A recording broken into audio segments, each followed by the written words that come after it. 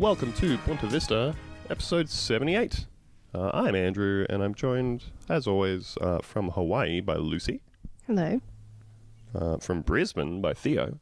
Hey. How hot is it, Theo? It's okay. It's threatening to rain anytime soon, which is nice. So it was supposed to rain last night, but instead it was just insanely hot and about 120% humidity. Oh, cool. But this is the hell I've chosen to live in, so... Yeah, it's true. That's on me. Self-inflicted It curse. is. Yeah. And calling in from the US of A, we have a guest from the well-known Chapo Trap House. We've got Will Menaker. Hello. Greetings from the other side of the planet, here in warm and sunny New York City. That's Brooklyn, baby. Woo! Woo! I think the only podcaster on Earth to complete the podcasters triad, which of course is Boonta, Chapo, and Cumtown. Wow, that's There you it. go. This is Illustrious. This is the trifecta. Yeah. The Bermuda Triangle of podcasting. So we asked Will to come on, and we thought maybe what we could talk about is something I've heard Will say on Chapo, is that he finds it very funny to talk to listeners who are not from America, who listen to the reading series that you guys do of, you know, opinion pieces from very donkey-brained conservative columnists. And the only awareness that your audience has of these people is via the channel of the show. So they're just this cast of strange characters that seemingly just exist through the audio of your show, which is a funny concept to us.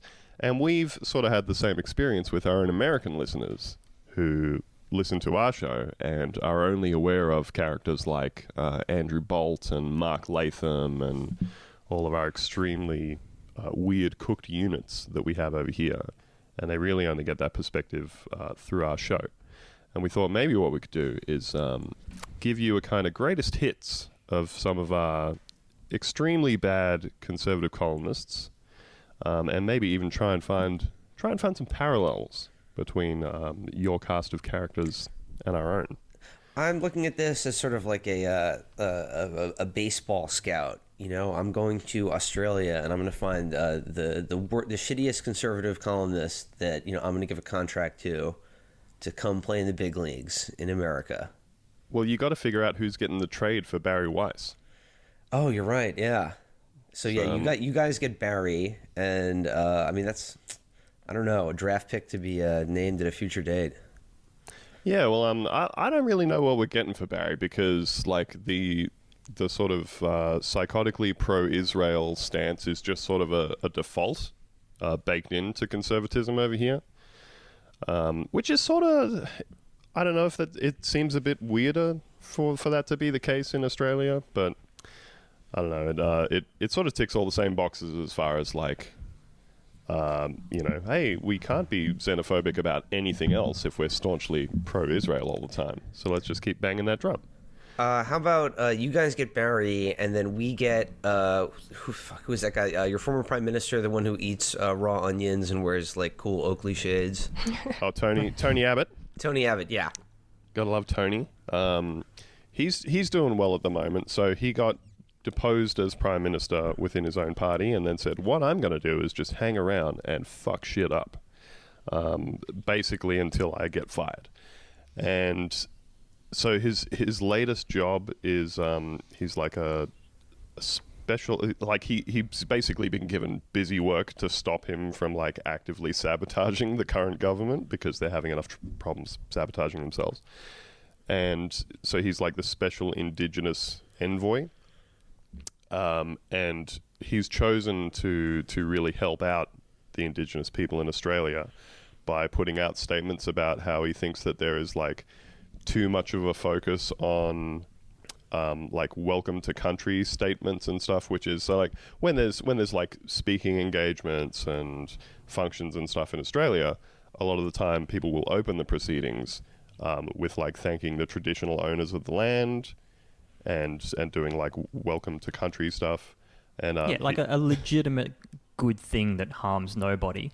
Yeah, and so in his role as special envoy for Indigenous people, he has said, I reckon there's too much of a focus on that. And if you're going to acknowledge all that stuff, you should probably be acknowledging like Catholic prayer as well. Which, why the special acknowledgement for Catholic prayer? well, that's just as legitimate as anything else, according to staunchly Catholic Tony Abbott. I was just thinking maybe when Bari goes to Australia for the New York Times, I was hoping that she didn't read the job offer closely enough, and this promotion is in fact that they're sending to her Australia, but they're actually sending her to that fucking island you guys have, just full of all of the refugees you've captured. Oh yeah, she could be the Manus Island correspondent. Yeah. In fairness, there was recently a leak that finally established that so like journalists apply to go over there because they want to report on what's happening, and they always get their visas knocked back. Several years ago, either Nauru or I think it was Nauru raised the fee for applying for a visa from like $200 to somewhere between $3,000 and $8,000, Cool. and it became non-refundable. So basically, like they just made it a thing where it was no longer sustainable for journalists to ask if they could go there. And strangely enough, the only people that ever managed to get visas to go over there were super pro-government right-wing columnists who would go over and say, oh, these people are living on a tropical paradise. We'd all love to live on an island. They've got flat screen TVs in here. They get to go on the beach. Only one person a month is self-immolating. It's like the deal Clarice offers Hannibal Lecter in Silence of the Lambs. Yes. He says he can walk on the beach, every day of the week on Plum Island, the government anthrax research facility.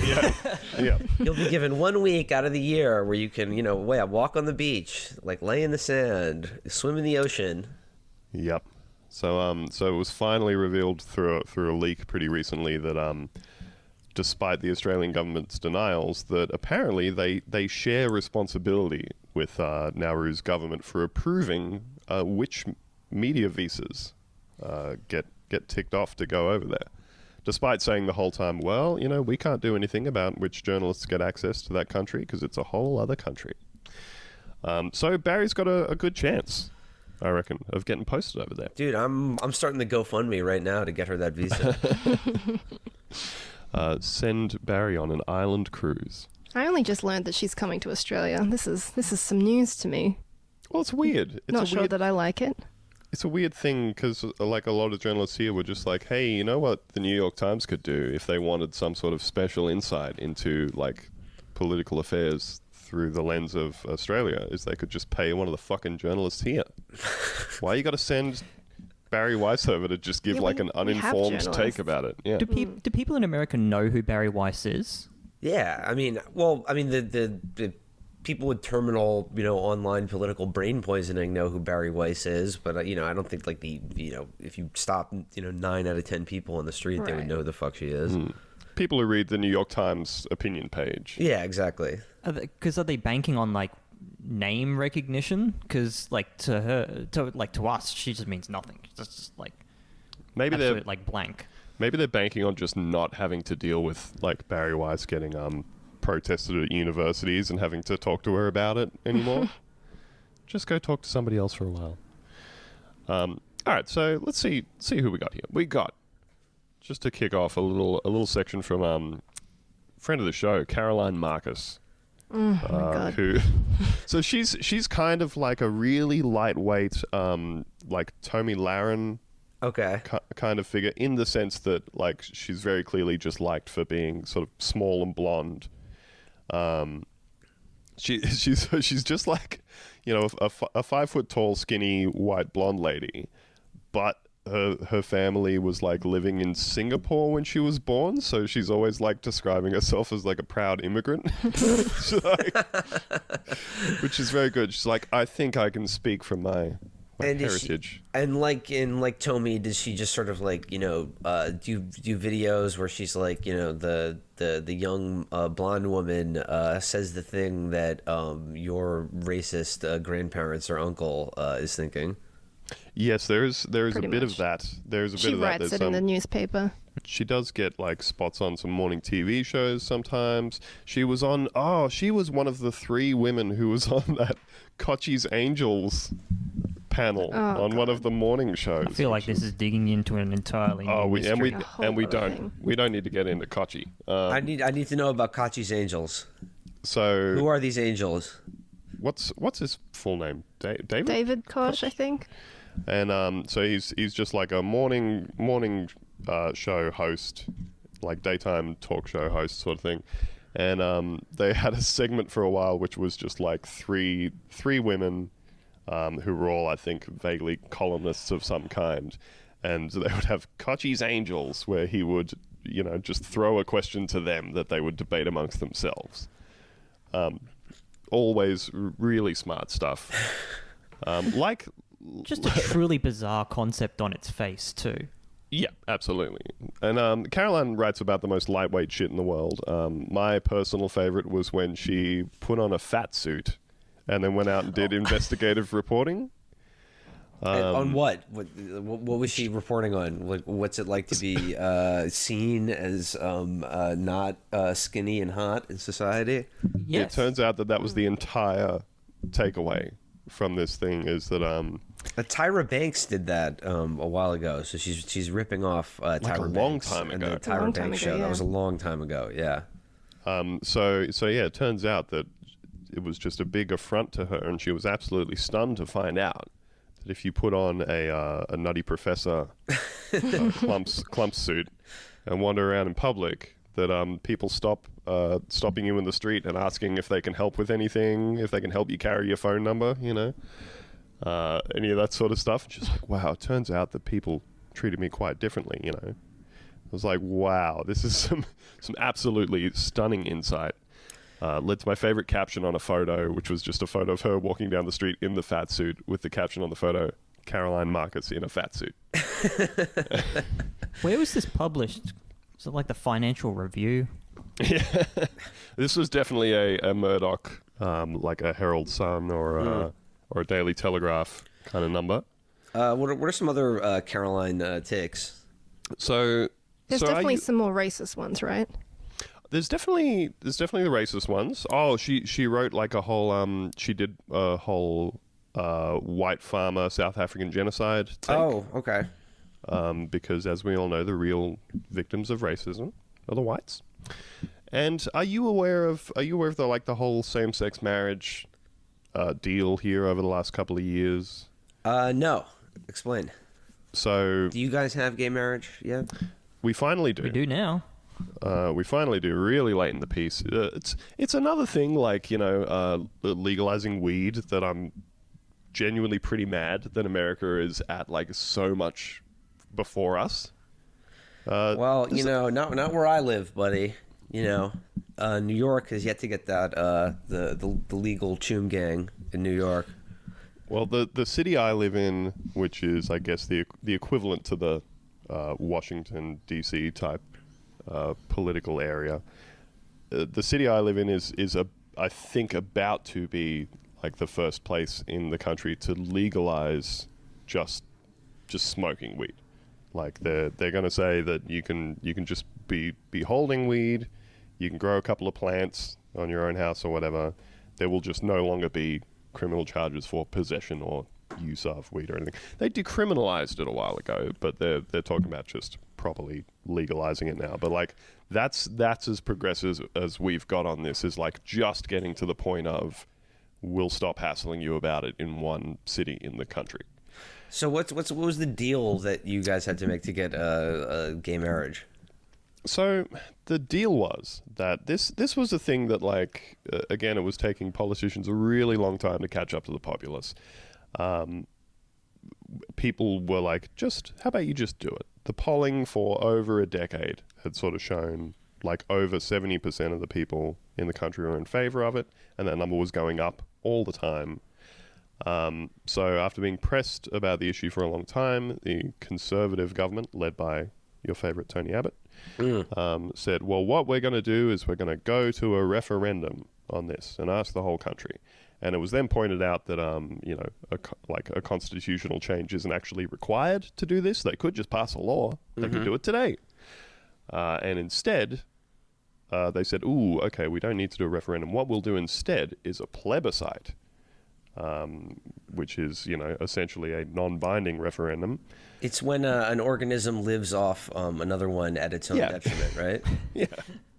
So they were going to do a plebiscite. They were going to, ask everybody in the country. And then they said, oh, well, that seems like a bit of a pain. So what we'll do instead is just mail a card out to everybody in the country, and you can fill it in. It'll be non-mandatory and non-binding. And a lot of people right, because you guys have mandatory voting there too, right? Yes. Yeah. Straight. And again, people were like, wow, we can really feel your commitment to this concept waning the whole time. They were also talking about sort of apportioning equal quantities of public funding for people to to publicly make the case for and against same-sex marriage. And again, it's a thing where a lot of people were like, how much do we have to have a long and protracted public debate about whether or not gay people exist, Here would be my compromise. This is my, if I was an Australian, if I was Tony Abbott, we would say, we get gay marriage, we pass a law, we legalize gay marriage, but in exchange, the government has to give back all of the guns they seized after the Port Arthur massacre. Oh, yeah. Just dump them all out in a truck. You have to just go door to door, just be like, returning these, like a pawn shop or whatever. Still got the little receipt attached. Have a receipt. Yep. And even if it's not your gun, you'll get an extra one. Some of the unclaimed guns of people who have died since then or whatever, just of natural causes, not gun-related causes. Some of those guns need a home. So I think it's time to rearm the country. Well, did you know, Will, that when they actually seized, they bought all these guns back. There was actually all of this very dramatic footage of. So they would just lay all the guns out on a flat clearing and then run over them with a bulldozer. Wow, like you can go. It's incredible. It's just the most you take something away that people love, and then you're like, but this is what we're going to do to it, and then just slowly run over it with a bulldozer. I don't think they did that to all of them, but it's some sort of point scoring. I don't know. It was a very weird time, but the footage is definitely out there. They should line up all the guns and shoot each of them individually with another gun. I think my favorite variation on that they were doing in one state in Australia for a while, I don't know if they still are, but they brought in these specific anti-hoon laws for people who were drag racing in their cars. And so if they caught somebody hooning, being a hoon. What's a hoon? What is that? Just someone out doing stupid shit in their car, doing donuts and drag racing and stuff like that, Is there a word for that in America? Yeah. Just, I don't know. There's no word like hoon. Hoon? It's no, a word for people doing dumb stuff with their cars. Mm. There's a word for it. It's called the daily commute. It's called our insane car culture here in America, which is causing global warming. It's called ghost riding the whip. Yeah, ghost riding the whip. Or the slightly more racist term for that when I was growing up it was known as a Chinese fire drill. Oh, my goodness. Yeah. So what they were doing with these people was when they were booking them for speeding or whatever under these anti-hooning laws, for getting hooned up, they would then make somebody watch as they took their modified high performance sports car and crushed it into a cube in front of them, and then they could then you could have the cube. Oh God, I always thought, I was like, that's pretty rough. It is pretty rough. And we're taking away your toys too and running a bulldozer over them. I mean, yeah, that is wild because even if you were prosecuting someone for driving into a school bus while they were drunk in America, the idea that you would also destroy their a beautiful vintage car would be unspeakable. That's it.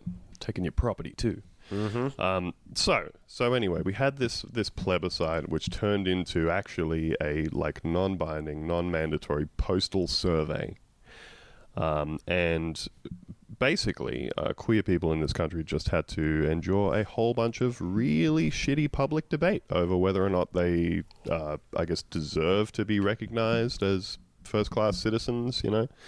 And then there was a particular substrain of this, which was people who came out and said, I'm a big ally to the gay community, but I'm not sure if they should have the same rights as me, which was obviously met with people saying, shut the fuck up, you bigot. Which then produced this special strain of op-ed from people like Caroline Marcus, in which she was dismayed with the fact that people had been rude to her, and this made her think that maybe she wasn't on board with equality after all. She was absolutely on board with equality right up until the point that someone spoke rudely to her.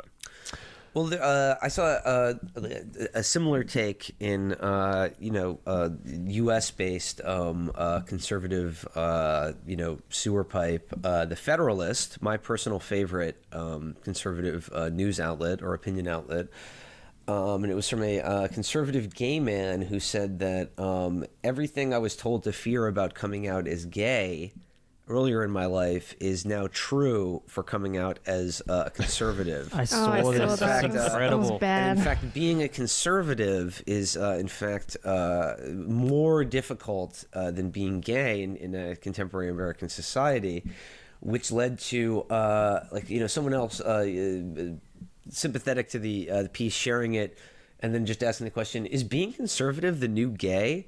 To which I responded, yes. Yes, it is. Being a conservative is very gay. Yes, so part of Caroline's take from this about being very offended by somebody was, so they think that it's like dirty tricks to say, look, you either think that gay people are just normal people or you don't. That's pretty much what it boils down to, you know. So she says, look, I say this as someone who is sympathetic to the same-sex marriage cause, someone already mentally planning the outfits that'll be best to tear up the dance floor at the fabulous future weddings of her gay friends. My goodness. But if the dirty tricks we've seen since the plebiscite was first tabled at the end of last year continue, activists are almost sure to push many, like me, into the negative column. Yeah, no, this is a very popular genre, and it's getting more and more popular with conservatives in America who were very anti-Donald Trump, but now that they realize that there's really no money in that and that, there's only one show in town, are having to, find a way to cleverly back themselves into just being like, you know what, I've been very critical of him, but actually you're forcing me to support Donald Trump and all of the things he does that I normally wouldn't agree with. But actually, you've been so mean to me that I think putting children in privately run detention centers is good.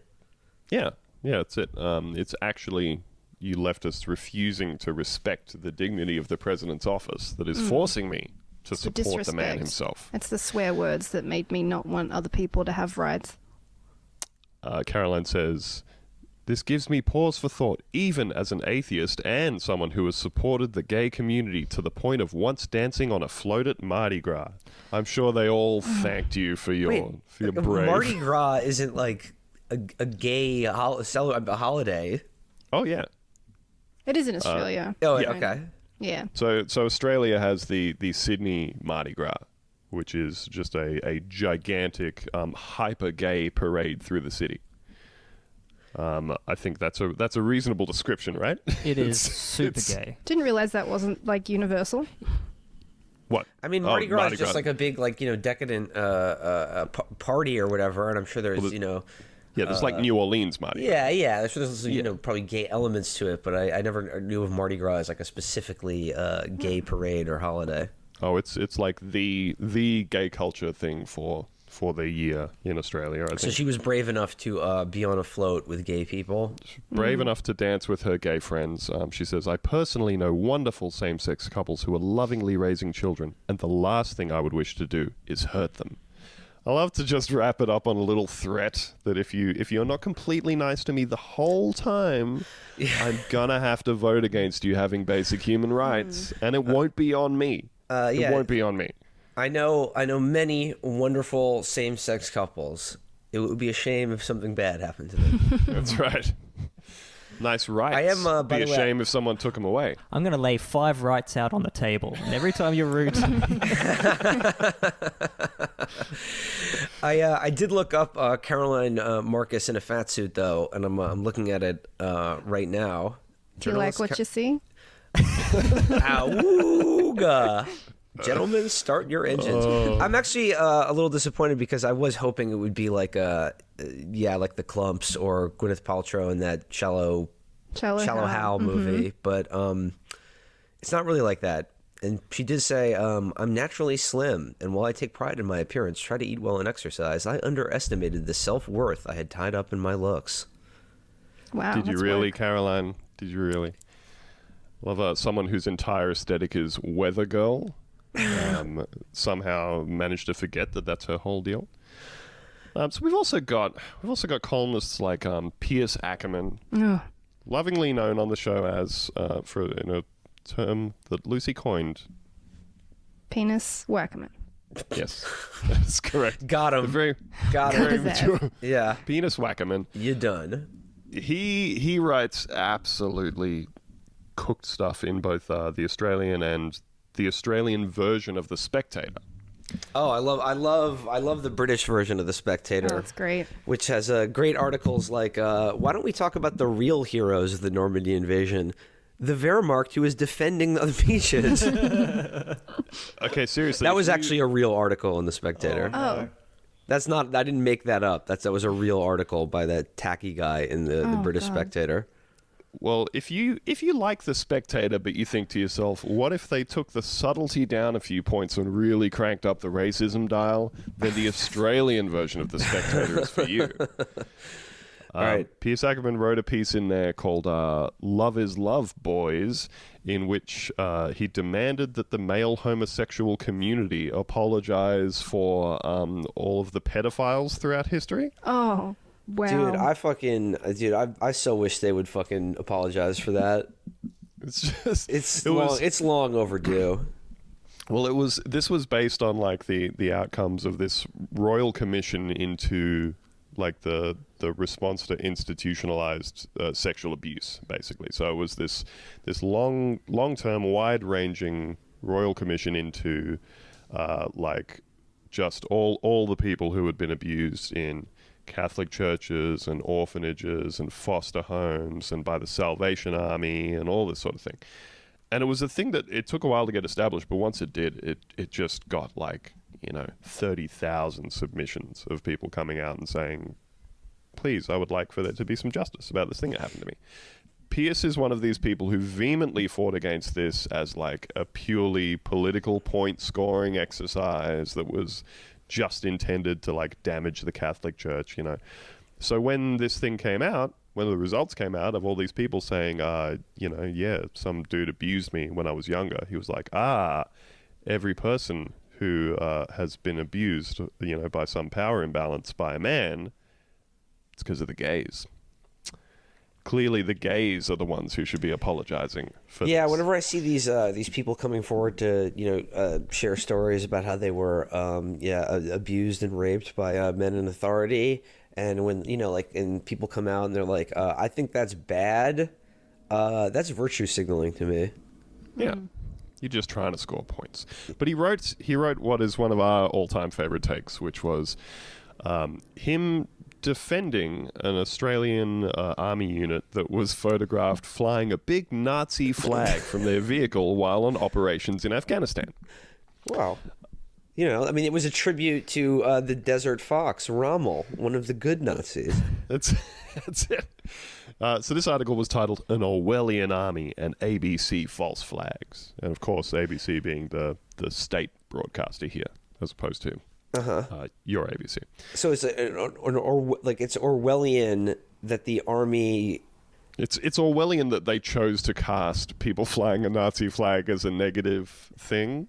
Yeah, but it's but it's the army, and there are regulations and everyone has to wear a uniform. That's pretty Orwellian. But also the Nazis were the major enemy of the largest war in human history that people who are still alive today fought in. Well, yeah, but have you considered All right, let's see what Pierce has to say about why you shouldn't be so quick to rush to judgment. You know, whom amongst us hasn't flown a large Nazi flag at our job? Pierce says, according to fevered reports on RABC, Australian soldiers have been photographed flying a Nazi flag from their vehicle while on operations in Afghanistan. The photograph shows the large swastika emblem hoisted over an Australian military vehicle, the newsreader recounted breathlessly. A source claimed it flew for a prolonged period. Wow. Maybe our troops were just trying to confuse the Islamist enemy? After all, they sided with the Nazis during World War II. Incredibly, these agitated reports led news bulletins on a day during a week in which a historic meeting between a US president and a North Korean despot took place. A number of state budgets were handed down, and there was no shortage of genuine news. Oh, fuck, I forgot how galaxy brain that take was. Oh, it gets better, though. Tying the military forces to a fascist flag would have excited the non-gender specific persons at the ABC. Very normal. Very normal. Yet just a fortnight ago, the same shonky news organization gave hours of advertising-free coverage to the wedding of an individual who also affected Nazi regalia, Prince Harry.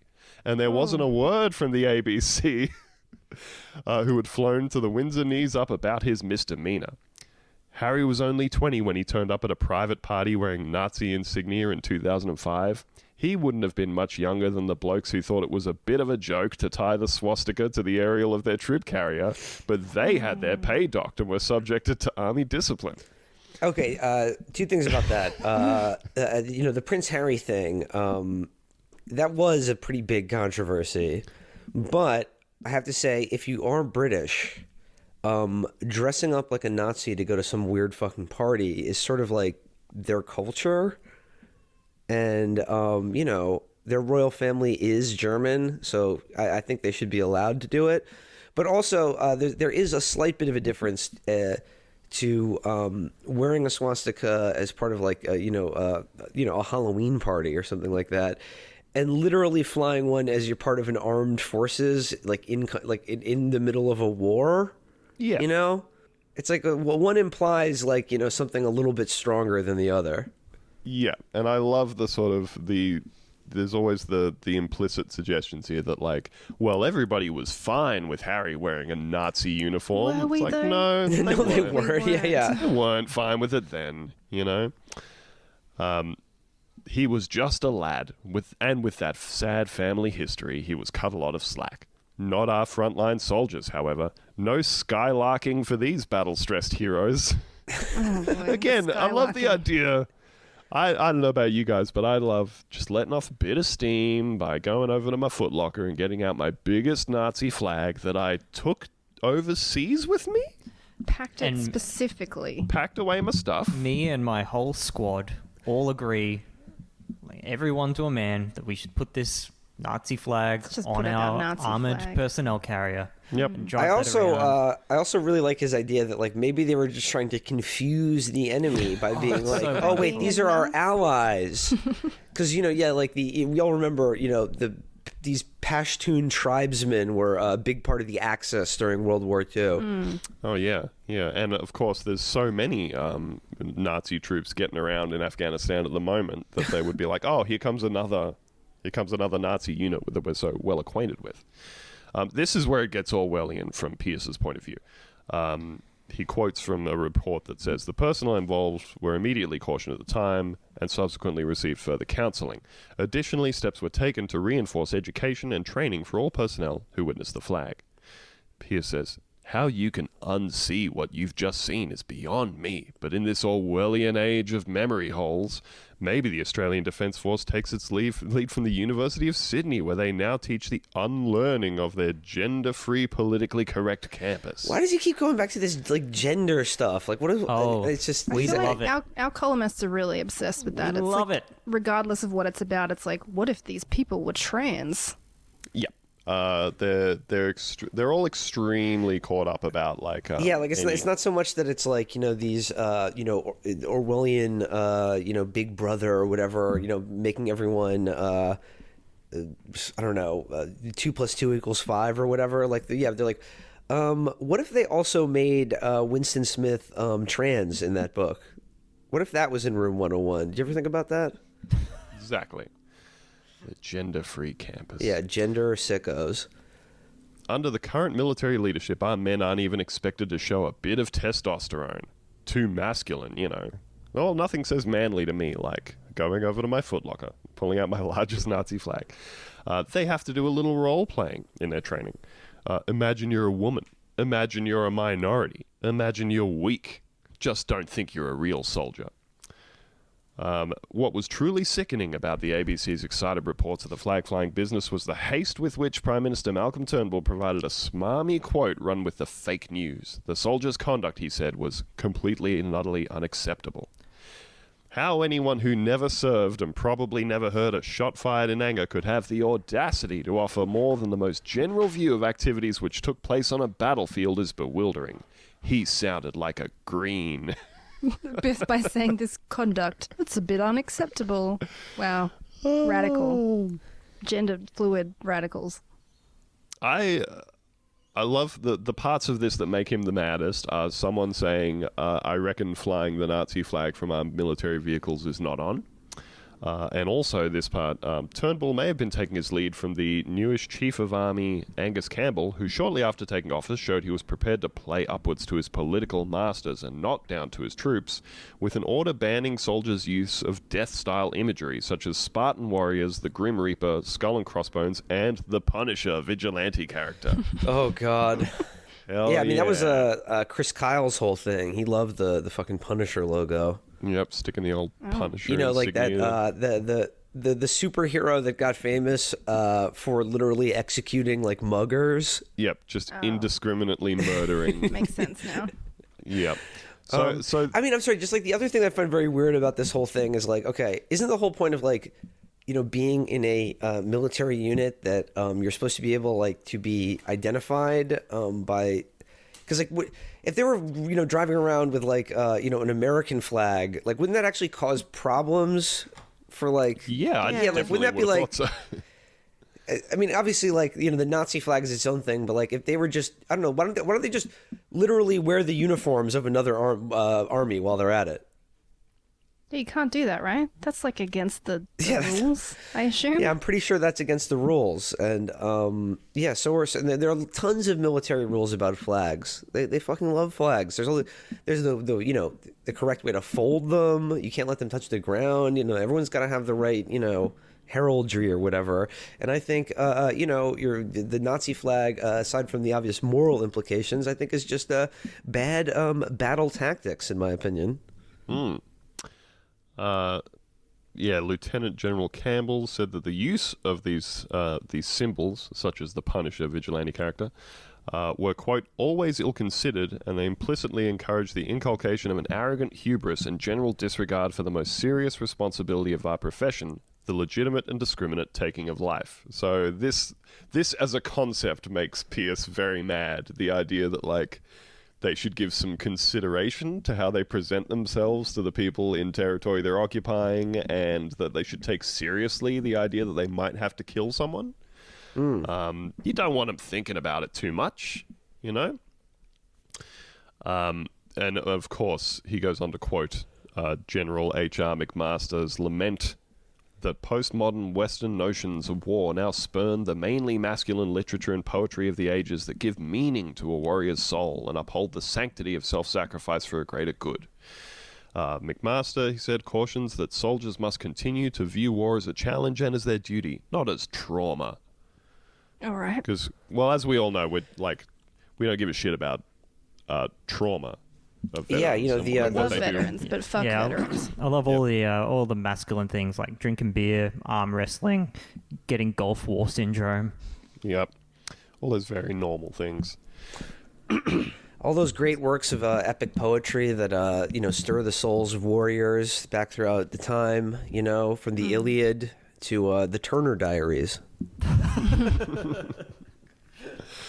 So we thought we'd give you one more here from one of our favorites, Miranda Devine, who I think is probably the closest parallel to, like, Rod Dreher, in that she's very Catholic and often manages to make whatever she's talking about that. But somehow manages to do it without ever having any kind of like any of the morality of the church accidentally get into what she's saying. One of her takes that I liked was that, you know, the Grenfell Tower disaster in London. Oh, absolutely. That inspired one of Meghan McArdle's most brilliant pieces of all time.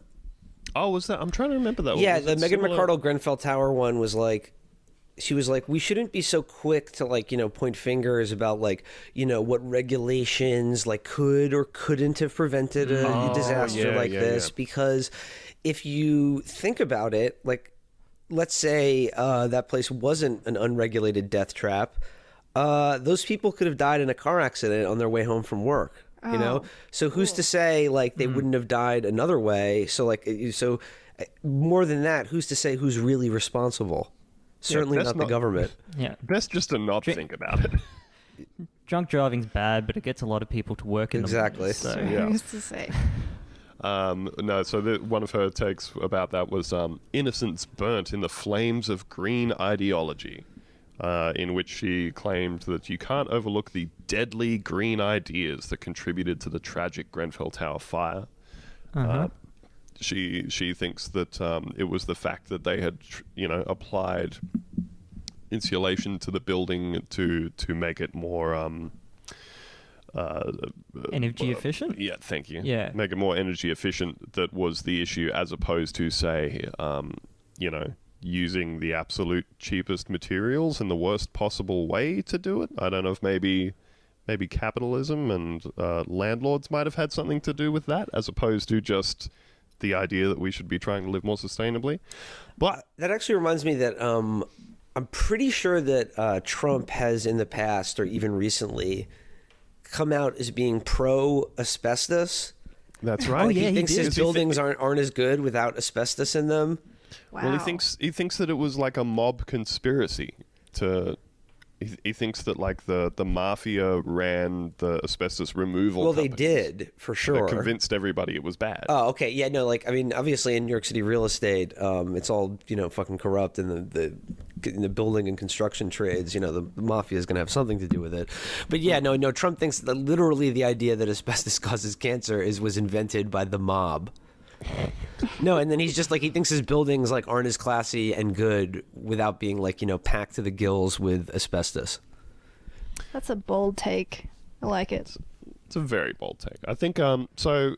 I think that our favorite take from Miranda Devine that we found on this show is about an incident that occurred, I think last year in the midst of like that particularly public spate of cop killings in the States. So a lot of, I know there's always a lot of unarmed people being killed by the police over there, but there was just a real string of like, it was just happening multiple times a week and very, very public. And one of those incidents was an Australian woman who got shot by a cop. So Miranda has written an article blaming a white Australian woman in America being shot while unarmed by a police officer. She has chosen to apportion blame for that incident to Black Lives Matter. And it's... Go on. You may think that's a stretch, but let's read on. Let's look at the facts. So the article titled, "A Black Cop Killed an Australian White Woman. How does that fit the Black Lives Matter narrative?" Well, it was almost certainly retaliation. He was trying to even the score. She begins, how a sweet blonde Australian yoga teacher in her pajamas came to be shot dead by American police outside her home in an she was affluent she was in a fat suit at the time. That's why she was shot. She's less valuable. In Minneapolis is a mystery that her family desperately wants answered. So do we all. But what we can safely assume is that Justine Damon's death was made more likely by an anti-police atmosphere whipped up in the US by the anarchic Black Lives Matter, or BLM, movement. Over the past 3 years, BLM activists and complicit media and politicians have incited a wave of ambushes and assassinations of police, which have made officers feel on edge and under siege and more prone to make tragic mistakes. Oh, fuck. I hate it when I hold all the power in society and everybody just worships at my feet and I can do whatever I want and I can kill people without even, like, most of the time without even going to trial. Oh, it just makes me feel so anxious. Most of the time without getting your pay docked, you know. In some police departments, diversity trumps all other considerations, including public safety. I feel like that's categorically untrue. Does it? I mean, like, look, people can get killed out there, but as long as you're killing the right mix of races, do it in fine. a woke way. She says, the dishonest narrative pushed by BLM is that America's police forces are riven with systemic racism against innocent, unarmed black men. Well, I mean, that's part of the larger campaign, propaganda campaign to claim that America itself and, history in general is also riven with systemic racism. Doesn't sound right. Is there anything in you? Did you guys do anything earlier that... Nothing in the past of America that maybe... Well, yeah, no, the past. That's the point. Things in the past are, that's... Like dead people, aren't doing racism now. They're dead, and that's gone. And things that happen in the past don't affect the present or the future at all. Which is good. Well, only if you let it, Exactly. I mean, by having a chip on your shoulder about Exactly. it. Yeah. You can choose to be positive. You can choose your destiny by how you view the world. It's all about positivity. Yeah. But those Instagram success memes. Exactly. But, hey, checkmate BLM, because check this out. The facts say otherwise, and in any case, the officer who shot Justine was black. Oh my God. No way. Justine was by all accounts a gentle, kind person who had moved from Sydney's northern beaches to the US 3 years ago to marry the love of her life, Don Damon, which is a great name. Oh God, no! I shouldn't laugh now that he's been It's widowed, either Don Damon or Don Demond, and both of those are good. Yeah. Both those are good names. He was away on business on Saturday night when she called 911 to report a woman screaming in the alley behind their house. When the patrol car arrived, Justine, 40, went to talk to the officers, and Nora allegedly reached across from the passenger seat and shot her several times. So again, the actual reporting about this is she called the cops. They turned up, and she came running out of her house and ran over to the window of the police car to talk to them. So the cop sitting on the opposite side has just immediately drawn his gun and fired point blank into her chest several times. Seems normal. That is the first thing that happened, right? Because, if you're a cop and someone sort of, in a panicked or frantic state approaches you, you got to fucking kill or be killed. Because when would that happen as a police officer if they're not other than they're trying to kill you? Yeah. That your life is in immediate danger. The important takeaway of this is not that, cops can kill indiscriminately and there's this other group of people who have been indiscriminately killed by cops who are sick of it. I think the takeaway is something about black people having an opinion. Is that right, Andrew? I don't... Well, she also manages to tie in that the cop that shot Justine Damon was hired as part of a diversity drive. So there's the nice suggestion in there that maybe if they weren't forced to fill quotas, that this incompetent cop wouldn't have shot this lady. He was hired because he did a lot of funny sound effects. Yeah. So Noor, the cop who shot her, was hired less than a year after the riots in Ferguson, Missouri, which launched BLM and set off the catastrophic chain of events which culminated in Saturday night's tragedy. I really like how throughout this entire narrative, BLM has just sprung up out of nowhere and started hassling all these cops. And I guess the police just...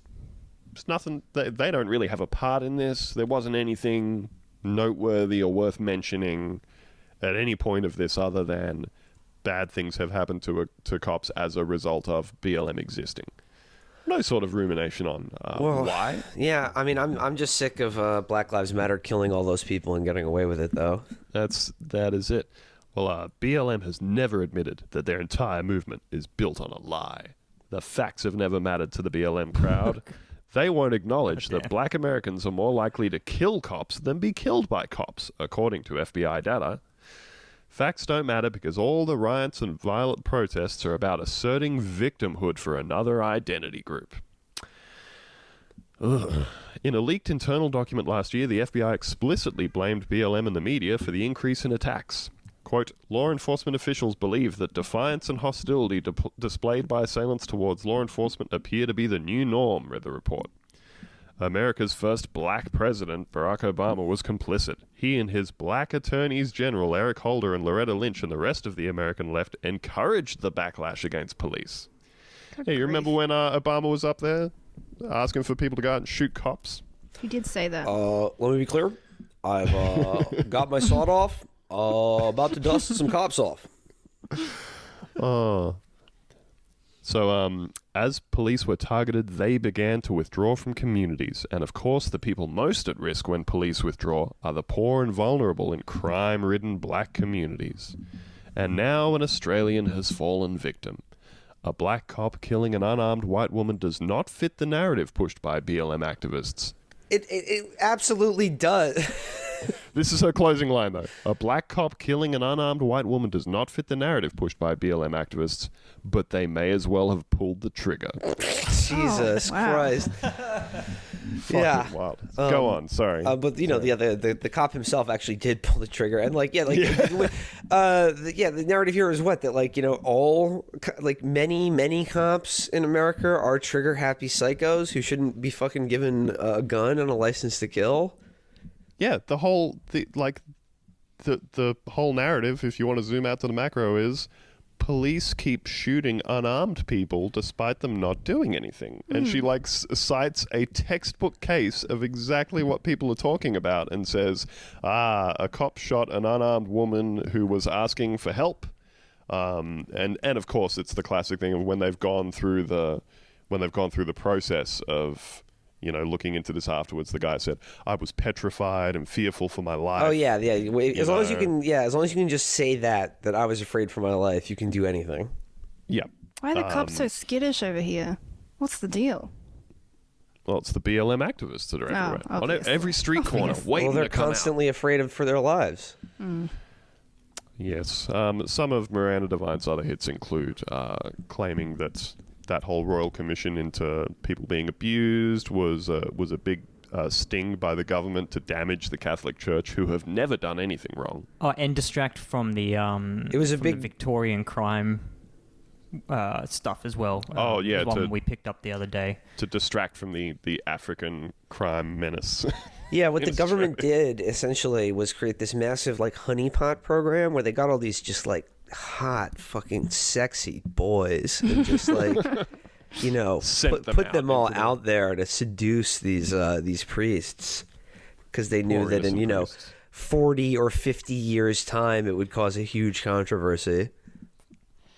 Well, so she's top quality stuff. She has an absolutely nuked brain and somehow is still just paid to write this stuff. She has a podcast, right? Which who doesn't? Yeah. Because of the age of her audience, is marketed as live internet radio. That's I don't know if you saw this, but Alex Nichols, Lowenoption did a piece in the outline about the Diamond and Silk, those two women. Do you know them? Yeah. Scammers. They're these two black women who have have this fantastic grift of being the pro-Trump ladies and for huge on Facebook. Actually, they're not even that big on Facebook, but they literally testified before Congress in this country about internet censorship. And Alex watched a movie they just produced and starred in called Dummycrats. And you guys were talking on the show about that, like having to buy it over. Yeah, Vimeo yeah. You can only get it on Vimeo. You can only buy it for $17.99 on Vimeo, and like all of the comments on Vimeo are just bewildered old people who just like they're like, "Where's my movie?" Like I can't. I don't know. It's been. I haven't gotten it in the mail. Like they're just they don't know about like watching a movie on the computer, and but like no one's asking for their money back either. Well, just happy to stand with Diamond and Silk. Yep. Just want to support you, Against those dummy crats. So, we thought we might take a quick trip over to Menaker Movie Corner. Let's do it. And ask you one or two movie questions from our listeners. Friend of the show, Alaric Powell, asks, with neo-fascism making its way across America, will Hollywood go back to the 80s and crank out movies celebrating fascist tropes like the Rambo sequels, or is Hollywood too scared to do that now, lest they be chastised for not being liberal? Or are they already pumping out fash movies that I'm unaware of? I mean, obviously, I would say Hollywood, like, if you look at things like American Sniper or Zero Dark 30, I would say, yeah, they definitely are pumping out movies that are like literal propaganda for, our grotesque military and fucking CIA.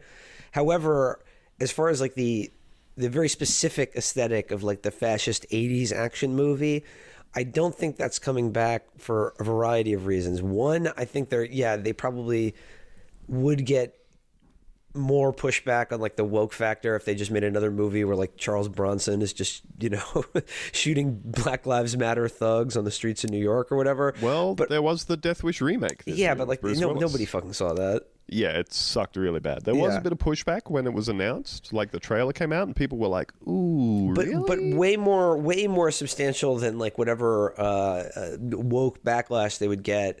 I think is just like economically and structurally, Hollywood just doesn't make like mid-level, like mid-budget R-rated movies anymore. So like it's either like it has to cost like $200 million and there has to be like lasers and fucking superheroes in it, or based on like a really well-known media property already. It's just like that niche of like the R-rated, like hard-bodied, gleaming muscles, homoerotic fascist gun movies. Like they don't make R-rated movies at that budget anymore. Or that kind of action movie, and I wish they'd bring it back. Well, as far as the sort of, I guess that similar to the Death Wish type thing, that's sort of never really gone away. As far as like movies like Taken and just the male power fantasy. What if someone did something to your female property and you had to murder them? Kind of shit. Like there was that other one called Death Sentence, the Kevin Bacon one that was, I think, might have even been based off the book that Death Wish was based on. It was like a James Wan movie, but like I don't think a lot of those. I think they are purely like male power fantasy. I don't think they're rooted in the same socio-political stuff because that brought on things like Dirty Harry and Death Wish. The classic 80s action era of like Stallone and Schwarzenegger was like very much in the context of Reagan basically restarting the Cold War, and having monolithic Soviet communism was like that was a big threat again. But it was also very important that like all those movies, consciously or otherwise, were also about like sort of reworking the American experience in the Vietnam War, and sort of like Rambo literally refights the Vietnam War and wins it for America. And like I think most of those movies are like from a very specific place and time that doesn't really make sense anymore. But like overall, I think like they're always going to find ways to channel. I don't think consciously quite so much right wing, like the way those movies were like actually made and written by like right wingers, and Stallone even like wrote that whole awful line about how like the real war was at home, when there were a war being fought against the soldiers who fought in Vietnam and shit like that. I don't think that kind of like overt right wing would work anymore or make sense in this context, but consciously or not, I think Hollywood will always find a way to make movies that valorize, violence, authority, male power, and the gun. Yeah, I feel like it's morphed though into something a lot more.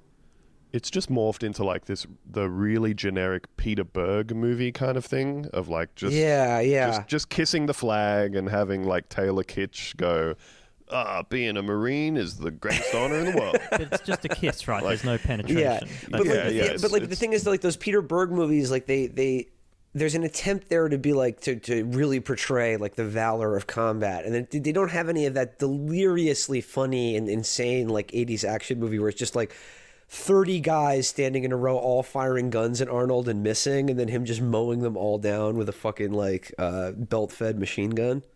Yeah, just swinging the barrel of it back and forth, Yeah. somehow hitting everybody. Yeah, Yeah, I mean, unfortunately, I think those glory days are gone.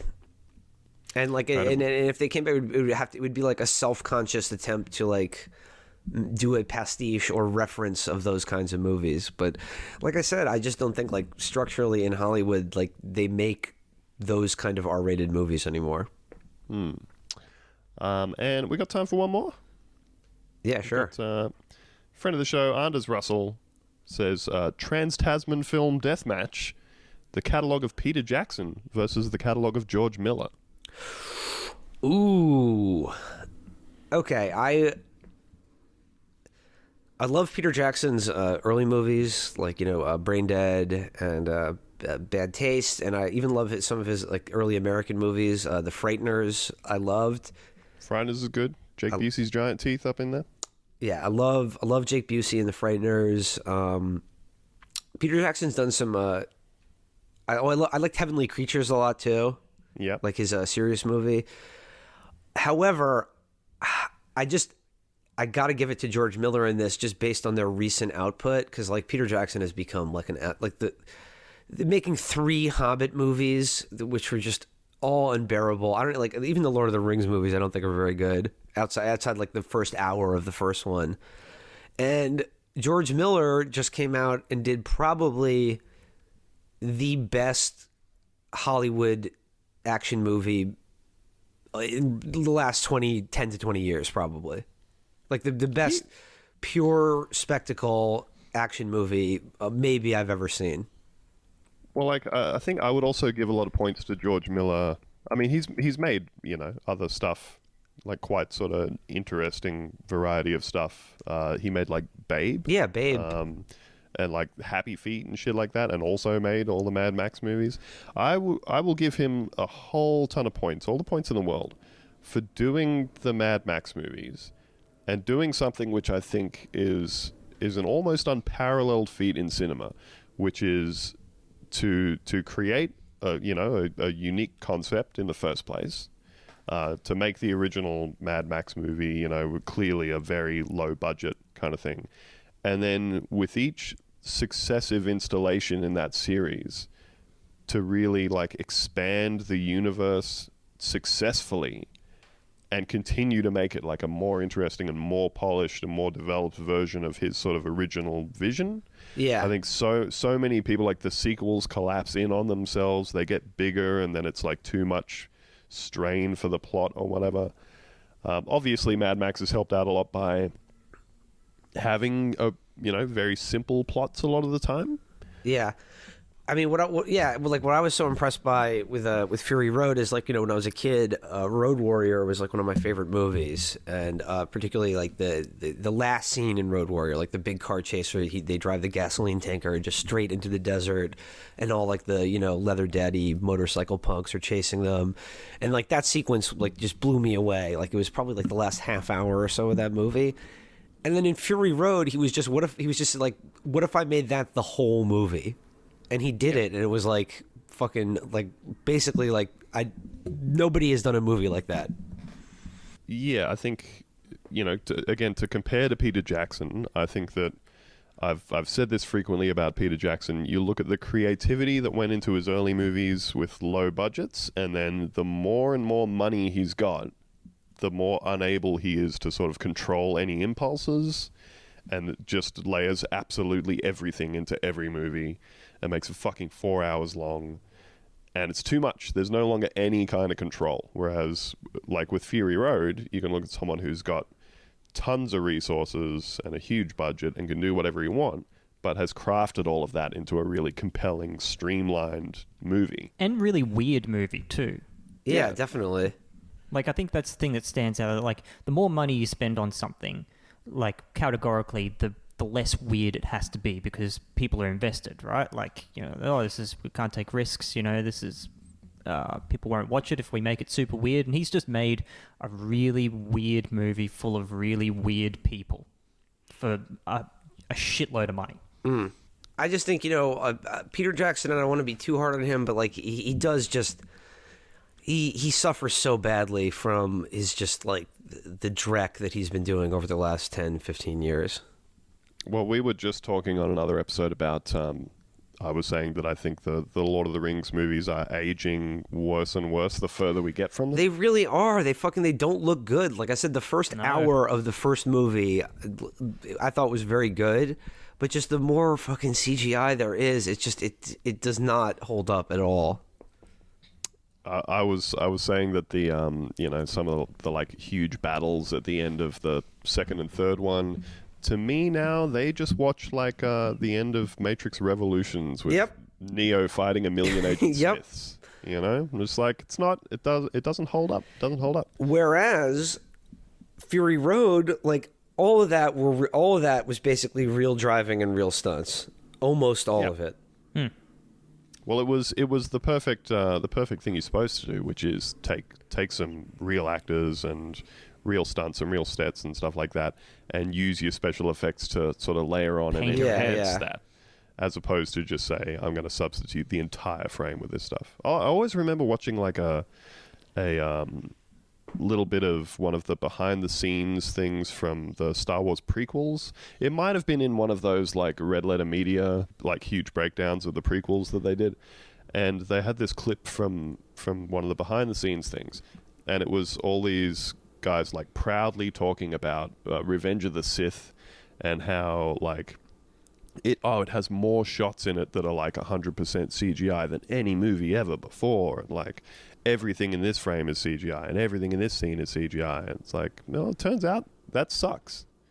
It turns out it's not good. Especially again, the further you get away from stuff like just from that mid 2000s era, it's not a good time. So are we collectively declaring George Miller the winner? I think so. He did Babe. Right. He's obviously the winner. It's a good film. Witches of Eastwick was a George Miller joint, which is also just a very weird movie. Wait, he did Witches of Eastwick? Yeah, the one with Jack Nicholson and... Oh, no, that's... Yeah. Oh, yeah, Witches of Eastwick. I'm thinking of The Witches, which actually Nicholas Roeg directed, I think. Oh, yeah, that's a weird one. It's Angelica Houston. Yeah. Based on the Roald Dahl book. Yeah. That is absolutely one of those movies that like I remember seeing very young. Oh, I saw it in the theater and it terrified me. It's scary. Oh yeah. No, we watched it again recently and we're just like, no, this is still fucking terrifying. Very like when everybody's morphing into the rats and all that kind of shit. No good. Just scary stuff. some real shit. But The Witches of Eastwick is also kind of confusable with Death Becomes Her. Yes. That's the other one I was thinking of. Very, very similar posters. But you do have Jack Nicholson basically playing the devil, which is spot on for him. 1990s Jack Nicholson as the devil.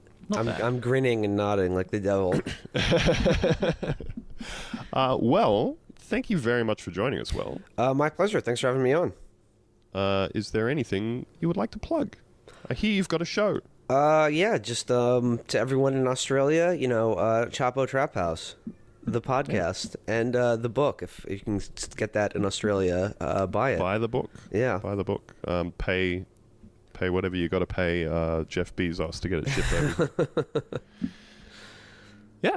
All right. Well, thank you very much for joining us. And as always, you can get an extra bonus episode every week over on the old Patreon, patreon.com/Boonta Vista.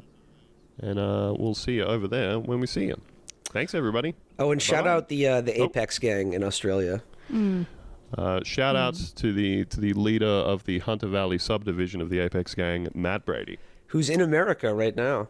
What? Yes. I had no idea. He's in our wonderful country right now. My goodness. I thought you guys were tightening your border controls. Australia's not sending us their best.